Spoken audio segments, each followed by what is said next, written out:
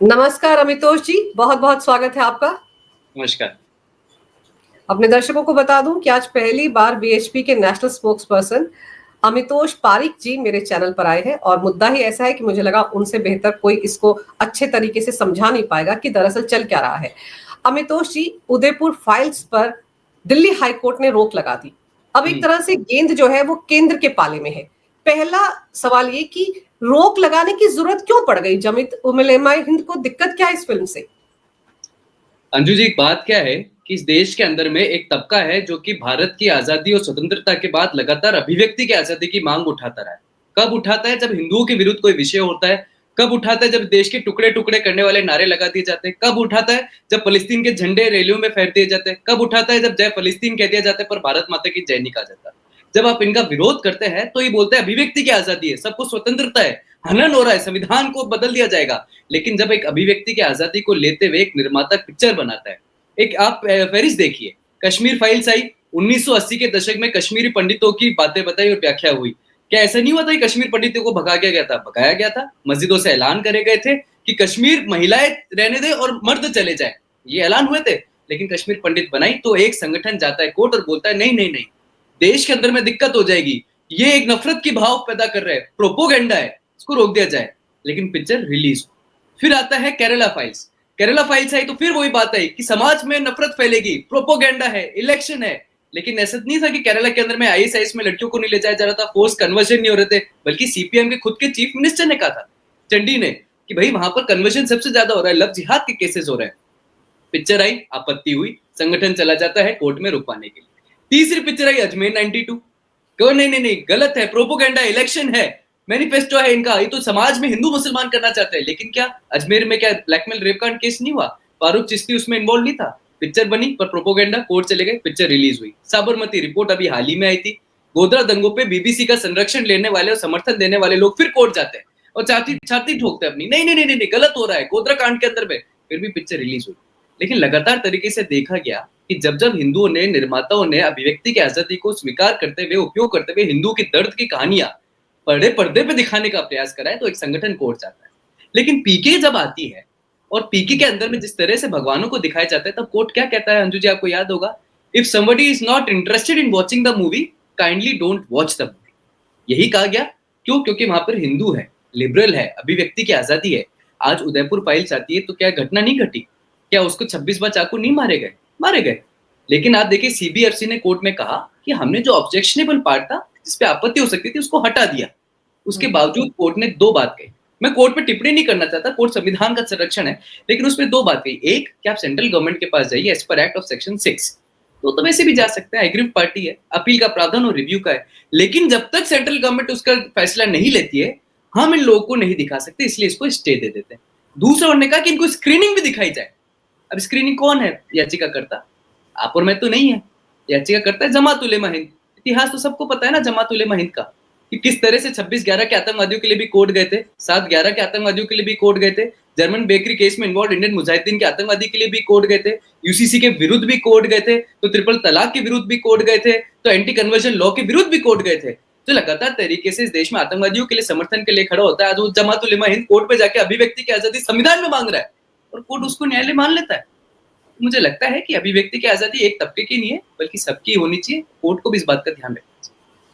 पर अमितोष जी, मुझे ये समझ में नहीं आता कि जो घटना हुई, आप देखिए उस घटना में एक आरोपी तो आजाद घूम रहा है, उसको तो बेल मिल गई, जिसने ये बताया था कि कन्हैया लाल इस वक्त पर दुकान में रहता है, सबसे बड़ी भूमिका उसकी थी। लेकिन आज वो बाहर घूम रहा है। दो आरोपी जिन्होंने मारने का वीडियो बनाया, जिन्होंने खुद वो खंजर दिखाकर, इतना बड़ा जो होता है उसको दिखाकर ये कहा कि हमने किया है काम, वो दोनों बिरयानी छक रहे हैं जेल के अंदर बैठकर। फास्ट ट्रैक कोर्ट में उस मामले का फैसला क्यों नहीं हुआ? देखिए, एक जब इस कोर्ट के आरोपियों को अंतर्गत में हम बात करते तो 3 केसेस मेरे सामने आते हैं अंजू जी। पहला केस तो मेरे सामने आता है 26/11 में, जिसमें सेफरन टेरर का एक नैरेटिव सेट करा गया था। कसाब पकड़ में आया, लंबे तरीके से उसका केस चलता रहा और उसके बाद में जो भी हुआ हुआ। लेकिन एक ह्यूमन राइट्स और एक ऑर्गेनाइजेशन खड़े होते हैं और बोलते हैं ये तो ह्यूमन मानव अधिकार का उल्लंघन हो गया, रेयरेस्ट ऑफ रेयर केस नहीं था, आप तो जस्टिस देना चाहिए था। लेकिन उसको फांसी पे टांग दिया जाता है, डेथ पेनल्टी दे दी जाती है, तो ये आपत्ति होती है। इस केस के अंदर में भी ये कहा कि ऐसा कोई ऑफेंस नहीं है जिसमें आप फांसी की सजा दे दें। उनको फेयर ट्रायल और जस्टिस मिलना चाहिए। एक व्यक्ति मजहबी नारे लगाते हुए, सर तन से जुदा की बात करते हुए 26 बार एक आदमी के घाव करता है कंधे से और गर्दन के बीच में। जब उसके परिवार उसको देखता है तो वो पाता है मृतक शरीर जिसपे पूरे खून से लदा हुआ और गर्दन सिर्फ शरीर पे इतनी अटकी हुई। उस आदमी को मार दिया जाता है। उस आदमी ने अपनी कंप्लेंट भी करी थी, अगर याद हो तो अंजू जी आपको। उस व्यक्ति ने कंप्लेंट करी, उसके बावजूद से बोला कि मेरी रेकी हो रही है, मुझे प्रोटेक्शन दिया जाए, मेरा ध्यान रखा जाए, पर पुलिस ने उस कंप्लेंट को हटाया। लेकिन सरकार किसकी थी, हम सबको ध्यान है। ऐसे ही बॉम्बे ब्लास्ट के अंदर में, जयपुर बॉम्बे ब्लास्ट भी हुआ था। जयपुर बॉम्बे ब्लास्ट के अंदर में आरोपियों को, आतंकवादियों को नीचे की कोर्ट ने सजा दी डेथ पेनल्टी की, ऊपर आते हैं एकदम से सबका संविधान जग जाता है। चारों आतंकवादियों को बरी बाइज्जत बरी कर दिया जाता है। आज वो खुले घूम रहे हैं। फारूक चिश्ती पे आ जाते हैं अंजू जी। अजमेर रेप केस के अंदर में मेन अक्यूज फारूक चिश्ती, निचली कोर्ट उसको सजा सुनाती है, ऊपर वो कोर्ट में आता है और बोलता है कि मेरे पास, मैं पागल था, साइक्लोफिनिया का सर्टिफिकेट दिखाता है। कोर्ट बोलता है अच्छा आप पागल हैं, साइक्लोफिनिया है आपको तो मेडिकल सर्टिफिकेट। तो मतलब एक काम करते हैं, फारूक चिश्ती ने जो सजा काटी है उसको मान लेते हैं और इसको फ्री कर देते हैं। वही दरिंदे जो हिंदू महिलाओं का बलात्कार करते हुए चीखों को दबाते हैं वो आज खुले घूमते हैं। वही दरिंदे जो एक मजहबी नारे लगाते हुए हिंदू का गला काट देते हैं वो आज खुले घूम रहे हैं। वही दरिंदे जो ब्लास्ट कर देते हैं और कितने निर्दोष हिंदू की जान चली जाती है, आज वो बाइज्जत बरी हो जाते हैं। तो समाज सवाल करेगा ना अंजू जी, हम तो टिप्पणी नहीं करेंगे, पर क्या संविधान और भारत उन्हीं लोगों के लिए है जो भारत में हिंदुओं की आजादी को छीनते हैं या हिंदू के देवी देवताओं का मजाक बनाते हैं? आप जुबैर का उदाहरण ले लीजिए, मुनव्वर फारूकी का उदाहरण ले लीजिए। जब जब कोर्ट गए, कोर्ट ने कहा कि इनकी सारी एक्यूमुलेट कर लीजिए एफआईआर और इनको स्टे दे दिया जाए, no coercive action shall be taken. लेकिन वही वजाहत खान के अंदर में केस में क्या होता है, एक लड़की जो एक ऑपरेशन सिंदूर के विरुद्ध अपनी बात रखती है फेवर के अंदर में, उसको बंगाल की पुलिस गुड़गांव आके अरेस्ट कर लेती है। कोर्ट उसको नहीं देता, लेकिन वजाहत खान जिसका ट्विटर हिंदू के देवी देवताओं के मजाक से भरा हुआ है, कोर्ट कहता है no no no no, we shall accumulate all the FIRs until the action taken, no coercive action shall be taken against Wajahat Khan. Now who is the writer of the fundamental rights? जिस भारत के संविधान पे अंजू जी राम राज्य दिखता है मूल अधिकारों में, अगर उसी राम राज्य का हनन होगा, मूल अधिकारों का हनन होगा, हिंदू के विरुद्ध आवाजें उठेंगी, उनको नहीं दबाया जाएगा, लेकिन हिंदू अपनी आवाज उठाएगा तो सांप्रदाय कह दिया जाएगा। मुझे लगता है ये सब समाज समझ रहा है कि कौन संविधान के विरुद्ध है और कौन संविधान के साथ। लेकिन ये मौलाना अरशद जो है मदनी, जो कि जमीयत उलेमा हिंद का अध्यक्ष है, जो गया था याचिका लेकर, मुझे ये बात समझ में नहीं आती। जब ये लोग कहते हैं आतंकवाद का कोई मजहब नहीं, तो इस तरह की हत्याएं करने वाले शख्स का मजहब कहां से खड़ा हो जाता है? उसके पीछे पूरी की पूरी जमात खड़ी हो जाती है। किसी ने भी ये नहीं कहा था कि कन्हैया लाल की जिस तरह से निर्मम तरीके से हत्या हुई उसकी किसी ने बुराई नहीं की थी, निंदा नहीं की थी। ये सबके सब उसके पीछे खड़े थे। और फिर ये भी देखिए, आप तो राजस्थान हाईकोर्ट में प्रैक्टिस करते हैं अमितोष, आप तो जानते हैं कि इनको अचानक से कहीं से एड आ जाता है और बड़े बड़े महंगे महंगे वकील इनको मिल जाते हैं। तो बड़े वकील से मुझे याद है अंजू जी, राम मंदिर में हल्फनामा देने वाले 2007 में जो वकील साहब थे, वही जमात के भी वकील साहब है कपिल सिब्बल। कपिल सिब्बल बोलते हैं जो हुआ वो गलत हुआ, लेकिन आज उसके अंदर में हम उसको नहीं दिखा सकते। क्यों? क्योंकि नफरत का भाव फैलेगा।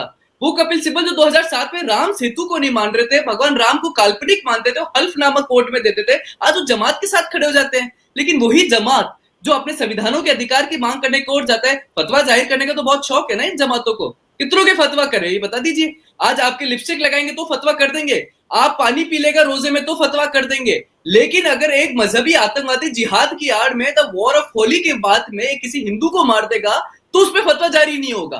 कहां है फतवे? किधर चले गए फतवे? कहां चली गई जमात? लेकिन आप देखिए कि जो मजहबी नारे की बात करते हैं ना कि सरतन से जुदा गुस्ताखे नबी की, तो ऐसा बताइए ना कितनी बार हुआ है।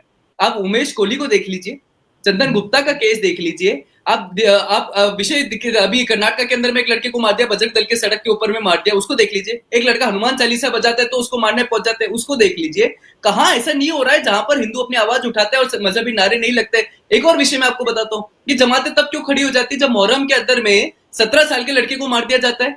यादव ही था ना, उसका चाकू घोप के मार दिया, चूरू के अंदर में मार दिया। ये जमातें कहां चली जाती है? लेकिन कावड़ जब निकलेंगे तब इनको कावड़ के ऊपर में सारे फतवे, कावड़ के ऊपर में सारी बातें, कावड़ के ऊपर में बेरोजगारी, कावड़ के अंदर में ये होता है, वो सब चालू हो जाएंगे। यही मदनी थे जो लगातार तरीके से कावड़ का भी अपमान करते थे, यही मदनी थे जिनका संगठन जो है आतंकवादियों को संरक्षण देता था, यही मदनी थे जो फतवा जारी नहीं करते उन लोगों के विरुद्ध जो हिंदुओं को मार देते, और यही मदनी थे जो आज भारत के संविधान की आड़ लेते हुए कोर्ट पहुंचते हैं और अपना स्टे लेते हुए आ जाते और तमाचा मारते थे हर उस व्यक्ति पे जो अभिव्यक्ति की आजादी की मांग करता है, हर उस व्यक्ति पे जो परिवार पिछले 3 साल से उसके लड़के ने यश साहू ने ना बाल कटाए ना पैरों में जूते पहने, वो लड़का न्याय की मांग कर रहा है भाई, और न्याय भारत से कर रहा है, जिस भारत में उसको अधिकार दिया अभिव्यक्ति का, जिस भारत में अधिकार था उसके पिता को सांस लेने का, उसकी सांस रोक दी गई, उसका गला काट दिया गया और वो मदीना कोर्ट जाकर कोर्ट सुनता नहीं है।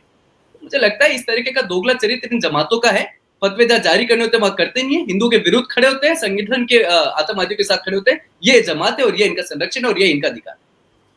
लेकिन ये तो एक तरह से जब वीडियोस आ गए थे अमितोष जी, तो ओपन एंड शट केस लग रहा था कि 6 महीने के अंदर फैसला आ जाए, क्योंकि कुछ बचा ही नहीं है। जिन लोगों ने किया था वो खुद वीडियो बना कर बता रहे थे। तो फिर इस मामले में इतना डिले किस लिए? सिर्फ वोट बैंक के लिए? आप देखिए, एक हैरानजनक बात है, निचली कोर्ट से आतंकवादियों को सजा होती है और 48 दिन तक अपील उनकी हाईकोर्ट में चलती है, जयपुर के अंदर, राजस्थान हाईकोर्ट में। माननीय जो सरकार है जिसको एलओपी राज कर रहे हैं, वो सरकार जब जाती है उनका डबल एजी महाधिवक्ता 48 दिन तक कोर्ट में अपीयर नहीं होता। जिम्मेदारी किसकी थी?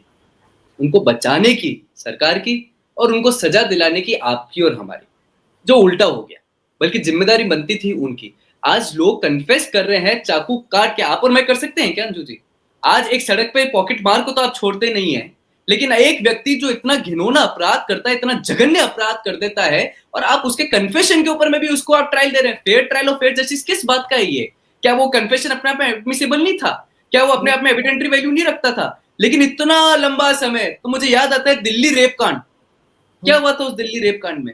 लगातार केस चलता रहा, एक के बाद एक दलीलें पड़ती गई और इतना जस्टिस डिलेड हो गया। एक कहावत होती, justice delayed justice denied.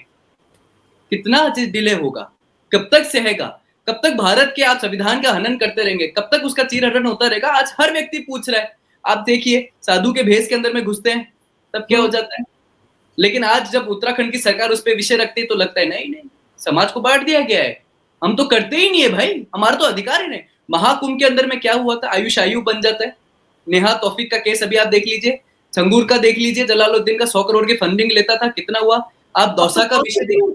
Amitosh जी, अब तो खुलासा हुआ है कि 500 करोड़ की फंडिंग है, नेपाल के रास्ते 300 करोड़ आए हैं अलग अलग खातों में। उसके तार तो, उसको तो फंडिंग दुबई से आई है, यूएई से आई है, सब तरफ से आई है। साइकिल और पंचर चलाता हुआ करोड़ों का बंगला बना लेता है और स्टोन का काम करने लग जाता है। ये कौन सी जगह हम रह रहे हैं, क्या कर रहे हैं? आप एक और बात देखिए अंजू जी, चलिए अभिव्यक्ति की आजादी से अगर हम एक कदम थोड़ा सा आगे बढ़ते हैं तो आप नेपाल की देख लीजिए। 116 जगह गांव थे जो कि हिंदू माइनॉरिटी हो गए। बॉर्डर, नेपाल बॉर्डर पे यूपी और उत्तराखंड देख लीजिए, देवभूमि की क्या हालत कर दी। जिम कॉर्बेट में मदरसे वो बन गए, 52 मदरसे को इलीगल को प्रूव करना पड़ा, मजारे बन गई। तो कहां से डेमोग्राफिक कंडीशन? झारखंड, बिहार, बंगाल, मुर्शिदाबाद। आप देखिए, अगर हिंदू अपनी अभिव्यक्ति की आजादी तो ठीक है मांग लेगा, खुद के घर नहीं बचा पा रहा है अंजू जी, खुद के बहनों की इज्जत नहीं बचा पा रहा है, खुद का परिवार नहीं बचा पा रहा है। मुर्शिदाबाद में एक हिंदू जो पलायन होने पे मजबूर हो जाता है, वो सरकार से गुहार रोते हुए लगाता है। एक भी हिंदू ने प्रतिरोध करा क्या? किसी का घर जलाया? नहीं जलाया ना, क्योंकि हिंदू आज भी न्यायालय पे भरोसा करता है। 500 वर्ष का इतिहास रहा ना, निर्दोष कार सेवकों पे गोली चली तो मुलायम सिंह ने कहा आई डोंट रिग्रेट, मेरे को माइनॉरिटी की चिंता थी। आज उनकी टोपी लाल इसलिए क्योंकि राम भक्तों के सर से खून से सनी हुई है। आज वो जंगल राज के अंदर में बात करने वाले यादव, जब एक अजय यादव मरता है तो चुप क्यों, मौन धारण कर लेते हैं। तो ये सब विषय, दलितों की जमीन छीन ली। आज देखिए, दलितों की बात करने वाले जब दलितों की जमीन छीन के यूनिवर्सिटी बना लेते हैं तब क्या हो जाता है? अंबेडकर नगर का नाम बदल के कुछ और कर देते तब क्या हो जाता है? तो पूरा विपक्ष, पूरा सिस्टम सिर्फ एक चीज पे चल रहा है, सनातनी विरुद्ध, हिंदुओं के विरुद्ध। हिंदू आवाज उठाए तो बंद करो, संविधान की बात करे तो बंद करो। यही उनका संविधान है, ये उनका चरित्र है। पर एक चीज और, इस मामले में अगर उदयपुर फाइल्स के मामले में देखें तो जब सेंसर बोर्ड ने कह दिया कि हमने आपत्तिजनक चीजें हटा दी, उसके बावजूद सेंसर बोर्ड पर यह आरोप लगाया गया कि माहौल को बिगाड़ने की कोशिश कर रहा है सेंसर बोर्ड। सेंसर बोर्ड कोशिश करेगा? माहौल को बिगाड़ने की कोशिश तो उन लोगों ने की थी जिन्होंने कन्हैयालाल की निर्मम हत्या की, तब कोई नहीं जागा, तब इनमें से कोई कोर्ट नहीं पहुंचा कि माहौल खराब हो रहा है। आज जब उन तथ्यों को सिलसिलेवार तरीके से दिखाने की कोशिश हो रही है तो माहौल खराब होने वाला है। माहौल तो खराब होगा ना। मैंने निसंदेह आपके समक्ष पहले ही कहा ये प्राते में कि भाई ये हिंदुओं की बातें इसलिए माहौल खराब हो रहा है। गुजरात दंगों पे, गोधरा दंगों पे 3 पिक्चरें मुझे याद है, 2 तो मेरे को नाम अभी याद है। एक तो काई पोछे आई थी और एक उसके बाद में वो चिराग बुझ गए। एक ये आई थी, एक शायद परिजान भी आई थी या पाकिजान जो नाम था उनका, वो आई थी। उसने हिंदू फोबिक बात करी, एक नैरेटिव सेट करने का प्रयास करा, तब तो कोर्ट ने अलाउ करी थी। क्यों हम भूल गए? अभी एक मैं पिक्चर देख के आया अंजू जी, उस पिक्चर के अंदर में क्या विषय था, अभी हाल ही में है, राजकुमार राव की पिक्चर बनी, उसमें एक नैरेटिव आप देखिए क्या सेट हुआ है। एक व्यक्ति है जो किसी की नौकरी खा जाता है पैसे देके, और जिसकी नौकरी खाता है वो जान दे देता है अपनी, क्योंकि वो उस नौकरी पे अधिकार रखता है। जो नौकरी खाता है, अपराधी है, जिसको लगता है मैंने कितना बड़ा गलत काम कर दिया, वो हिंदू है। और जिसकी नौकरी खा लेता है और जो सुसाइड करता है वो अब्दुल है। अंत में मैसेज दिया जाता है, ना जाने इतने कितने अब्दुल है जिनकी नौकरियां खा गए। तो क्या हिंदू ही खा रहा है उनकी नौकरी है? और अब्दुल जब हिंदू की बहनों को सूटकेस के अंदर में बंद कर देता है 35 टुकड़े करके, तब कौन चला जाता है? तब तो मेरा अब्दुल अच्छा है। ये मजहबी नारों को, शरिया को इस देश में लाना, एक नैरेटिव पिक्चरों के माध्यम से सेट करना, हिंदू है या ब्राह्मण है तो उसको एक अपर कास्ट और लोअर कास्ट में बांटने का प्रयास करना, ये लगातार तरीके से पूरा एक नैरेटिव सेट हुआ है, जिसको हर तरीके से संरक्षण मिल रहा है, चाहे फंडिंग आर्थिक आधार पे ले लीजिए, चाहे एजुकेशन में ले लीजिए, चाहे कॉन्स्टिट्यूशन या लीगली आप राइट ले लीजिए, या अधिकार आप कितने बड़े बड़े वकीलों को ला दीजिए, हर जना एक सिस्टम को सेट कर रहा है। अगर दोषी है तो आप और मैं है, क्योंकि हम माध्यम से वो आवाज उठाते हैं। दोषी है तो आप और मैं है, क्योंकि हम भारत के अंदर में हिंदू राष्ट्र की बात कर लेते हैं। दोषी है तो आप और मैं, और कन्हैया लाल था जिसने अपनी व्यक्ति की आजादी की बात कर ली। आप, मैं, कन्हैया लाल और अमरावती था, क्योंकि हमने अपनी बात कर ली। नुपुर शर्मा दोषी थी भाई, जिसने डिबेट में बैठ के बात कह दी।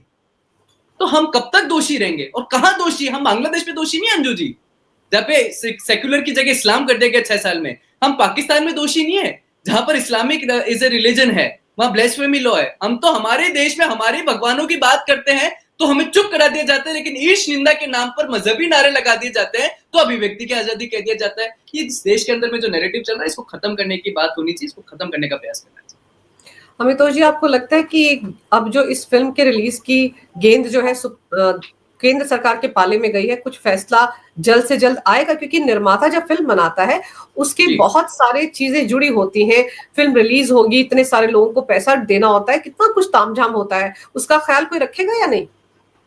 देखिए, सबसे पहले तो निर्माता ने जिस स्टोरी पे पिक्चर बनाई अंजू जी, उस परिवार की व्यथा हमें समझनी चाहिए। वो परिवार न्याय की मांग करता है, आपसे और मुझसे करता है, अभिव्यक्ति की आजादी को लेते हुए पिक्चर के माध्यम से। जिस निर्माता ने उस पिक्चर को बनाया है, उसने कहा है कि भाई हमने जो थे ऑब्जेक्शनेबल, अगर सीबीएफसी ने था तो वो हटा दिए गए। क्यों ऐसा होता है? जब ऑब्जेक्शनेबल आर्टिकल्स को हटा दिया जाता है उसके बाद भी उनको न्याय नहीं मिल रहा है। क्यों होता है कि हमारे को पिक्चर को रोकने के लिए पिक्चर की मांग करनी पड़ती है कि इसको लगाया जाए? उस परिवार की बात सुनिए जो कह रहा है लड़का कि भाई हम पिक्चर की अभिव्यक्ति की आजादी तो हमारे पास बचा है, और बचा क्या है? न्यायालय में हम न्याय की मांग करते हैं, लेकिन अभिव्यक्ति अगर देश जानेगा तो क्या देश को जानने का अधिकार नहीं है?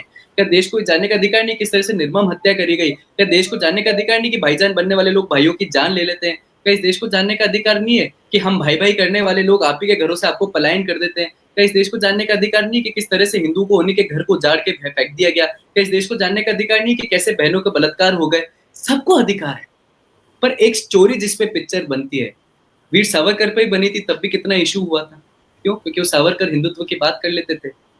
लेकिन आज लगातार तरीके से जिस तरह से आज भारत के अंदर में मुझे लगता है कि अभिव्यक्ति की आजादी का हनन हुआ है, वैसे ही केंद्र सरकार के ऊपर में भी जिम्मेदारी है कि उस अभिव्यक्ति की आजादी की मान रखे, हिंदुओं की पीड़ा का सम्मान करे, और जो चीखे, जो चिल्लाने की बात थी, जो दबा दी गई, उसको कम से कम पुकारों को सुन ले, वही हम हमसे अपेक्षा करें। बिल्कुल, अगर अभिव्यक्ति की आजादी का अधिकार ओवैसी को है, जो संसद में शपथ लेते जय फिलिस्तीन कहता है, उसको भी तो है ना। तो ये भारत माता की जय नहीं कहेगा। हाँ, भारत माता की जय नहीं कहेंगे, लेकिन जय फिलिस्तीन कहेंगे। उनको भी तो अभिव्यक्ति की आजादी है, तो हमको भी तो है। कितना हास्यजनक है ये। ओवैसी जी ने कहा था कि भाई भारत के संविधान में कहाँ लिखा है कि मुझे भारत माता की जय कहनी है? तो भारत के संविधान में तो जय फिलिस्तीन भी नहीं लिखा था कहने का। पर आप भारत के लोकतांत्रिक मंदिर के पटल से शपथ लेते हुए इस देश में लोकतंत्र का मजाक बनाते हैं और जय फिलिस्तीन और हमस का समर्थन करते हुए नारा लगा देते हैं। उनको अभिव्यक्ति की आजादी है। कावड़ के अंदर में एक आतंकवादी पालगढ़ से तुलना कर देते हैं पहलगांव में एसटीएसन, उनको अभिव्यक्ति की आजादी है। रामचरितमानस में जात पात की बात हो रही तो स्वामी प्रसाद मौर्य चौराहे पर रामचरितमानस को जला देते हैं, उनकी आजादी है। समाजवादी पार्टी के राज्यसभा के सांसद कह देते हैं हिंदू भगवान शराब पीते थे, उनको अभिव्यक्ति की आजादी है। जब प्रियंका गांधी वाड्रा बैग लेके जय फिलिस्तीन का चली जाती है, ऑल आइज ऑन फिलिस्तीन, उनको अभिव्यक्ति की आजादी है। लेकिन उदयपुर फाइल्स मत दिखाइए, क्योंकि उसकी अभिव्यक्ति की आजादी नहीं है। कश्मीर फाइल्स मत बताइए, उसको नहीं है। हिंदू की किसी भी केरला मत बताइए, नहीं है। क्यों? क्योंकि हिंदू बात करेगा तो इलेक्शन आ जाएंगे, प्रोपोगेंडा आ जाएगा, रेडिकल हो जाएगा, कम्युनल हो जाएगा। पर वो सड़कों पे तलवारें लहराते हुए सब तन से जुदा गुस्ताखे नबी की नारे लगाएंगे, तो उनकी अभिव्यक्ति की आजादी आप मत छेड़ना, सेक्युलरिज्म खतरे में आ जाएगा। बिल्कुल सेकुलरिज्म खतरे में आ जाएगा। और मेरे को तो एक बात समझ में नहीं आती है अमितोष जी, इस देश की अदालतों के सामने 5.5 करोड़ से ज्यादा केस पेंडिंग है। केरल के किसी दूर दराज के गांव में बैठा एक आदमी शायद सुप्रीम कोर्ट की तरफ नजरें ले बैठा है कि उसके केस की बारी कब आएगी, उनकी बारियां नहीं आती। लेकिन ऐसे मामलों को तुरंत सुनवाई के लिए जगह मिल जाती है किसी भी अदालत में। आतंकवादियों के लिए रात में 2:30 बजे अदालतें खुल जाती हैं। ये कैसे न्याय मिलेगा फिर उन लोगों को जो भारत के नागरिक हैं? देखिए, भारत के जब संविधान की हम बात करते हैं और उस संविधान में जब न्यायालय की हम उम्मीद उठा के देखते हैं और उस आंख उठा के देखते हैं इस आश से और इस आशा से कि भाई हमारे को सब जगह से हमारे संविधान को और अधिकारों का हनन हो गया, लेकिन ये न्यायालय के दरवाजे हम खटखटाएंगे तो हो सकता है हमें न्याय मिल जाए। चलिए छोड़िए, आज नहीं मिलेगा, छोड़िए कल नहीं मिलेगा, छोड़िए 1 साल में नहीं मिलेगा, 500 वर्ष के लिए हमने इंतजार कर लिया। कई केसेस में तो हम आज भी इंतजार कर रहे हैं। शाही ईदगाह हो गया, कृष्ण जन्मभूमि हो गया, पर हमें मिलेगा न्याय, हम ये इंतजार करते हैं। सबरीमाला में एक बहुत बड़ा लॉन्ग ट्रेडिशन को खत्म कर दिया गया, एक मुस्लिम की पीआईएल पे। स्वीकार करा ना हिंदुओं ने, करा ना स्वीकार। क्यों? क्योंकि न्यायालय में हम जब एक जज को एड्रेस करते हैं अंजू जी, तो माय लॉर्ड कहते हैं, उनको भगवान कहते हैं।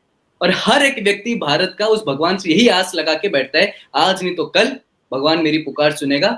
ऊपर का तो भगवान नहीं, पर यहाँ का हमारे समक्ष जो है वो तो हमें कम से कम सुन के फटाफट से हमारा डिसीजन देगा। आज उस व्यक्ति की आंखों पे पट्टी बंदी, एक और जजमेंट आया था, कानून की पट्टी, मूर्ति पे पट्टी से आंखें वो हटाया गया। जस्टिस दिखना चाहिए ना, shall be pronounce in an open court. Every citizen of India, जब लॉ पढ़ते हैं तो एलिजिबिलिटी लिखी होती है, citizen of India is eligible, Bharat का नागरिक। तो बहुत पीड़ा होती है जब बांग्लादेशी रोहिंग्यों के ऊपर में एक लोग कोर्ट में पहुंचते और बोल दिया जाता है एजुकेशन राइट इन्हें दी जाए। पीड़ा होती है जब बोल दिया जाता है इनको बाहर नहीं, मानव अधिकार का उल्लंघन है। पीड़ा होती है जब इस तरीके की पिक्चरों पे स्टे लगा दिया जाता है। पीड़ा होती है जब भारत के सनातनियों की बात करते हैं और मंदिरों की बात करते हैं तो उसको वक्फ जैसे काले कानून से कंपेयर कर दिया जाता है।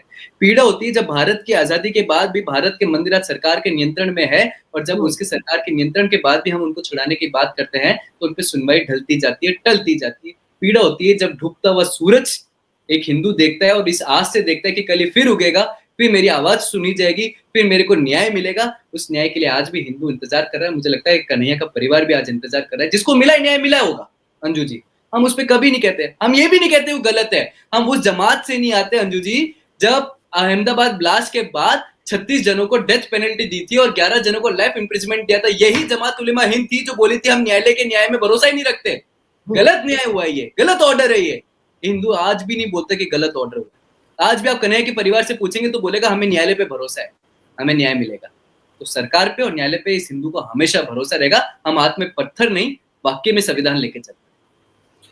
उम्मीद करते हैं कि सरकार तक ये बात पहुंचेगी और आज नहीं तो कल, कल नहीं तो परसों ये फिल्म रिलीज हो जाएगी। लेकिन कश्मीर फाइल्स में एक डायलॉग था कि वो कहते हैं कि सरकार तुम्हारी है तो क्या हुआ, सिस्टम तो हमारा है। तो मुझे लगता है वही सब कुछ हो रहा है और इसीलिए ये सब हमको देखने को मिलता है कि उनको तो वो तो कानून को अपनी सहूलियत के हिसाब से इस्तेमाल कर लेते हैं, वो तो लोकतंत्र को भी अपने हिसाब से इस्तेमाल करते हैं। वो लोकतंत्र पर भी भरोसा नहीं करते, वो तो शरिया पर भरोसा करते हैं। लेकिन चलिए, हम तो अदालत पर भरोसा करते हैं, देखते हैं इस मामले में आगे क्या होता है। लेकिन अमितोष जी, आपने समय निकालकर इस विषय पर बहुत ही अहम जानकारी मेरे दर्शकों को दी, मेरे लिए आपने समय निकाला, आपका बहुत बहुत धन्यवाद। नमस्कार, भारत माता की जय हो, वंदे मातरम, जय श्री राम।